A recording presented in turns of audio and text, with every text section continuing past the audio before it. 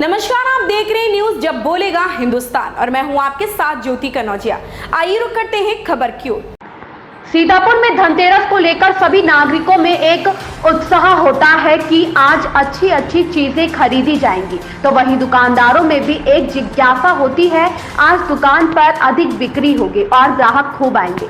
दुकानदारों की उमंग और ग्राहकों की लगन दोनों एक ही जैसी थी, मगर इन दोनों के बीच में महंगाई का दानो खड़ा हो गया, जिसकी वजह से दोनों के अरमान आधे अधूरे रह गए। हमारे जब बोलेगा हिंदुस्तान संवाददाता अनुभव शुक्ला के अनुसार जनपद सीतापुर की बाजारों का सर्वे करते हुए जानकारी देते हुए कहा कि जहां दुकानदारों में चाहती कि आज उनकी दुकानों पर अभी बिक्री होगी, तो वहीं ग्राहकों में भी लगन थी कि आज खूब खरीदारी की जाएगी, मगर देश में ही उनकी अपनी जेब पर निगाह जाती है तो अरमानों को मारना पड़ता है। कारण है कि मार्केट में इतनी महंगाई हो चुकी है कि आम आदमी सोच समझ कर ही खरीदारी करने में अपनी भलाई समझता है, तो वहीं दुकानदार भी ग्राहकों के लिए हर आइटम लाता है, किंतु महंगे वस्तुओं को कैसे बेचेगा यह वही जानता है। जब बोलेगा हिंदुस्तान द्वारा पूछे गए सवाल के जवाब में दुकानदार और नर ने कहा कि पिछली बार की तुलना में इस बार दीपावली से पहले धनतेरस में होने वाली बिक्री पर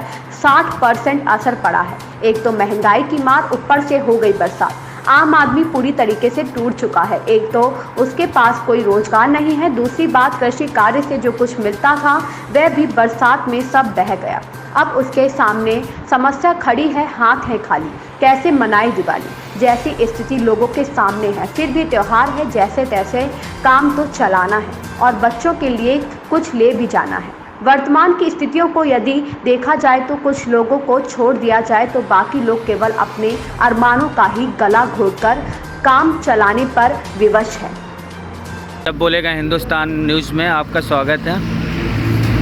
सर, मैं जानना चाह रहा हूं कि पिछले साल की अपेक्षा इस साल आपका बिजनेस कैसा रहा?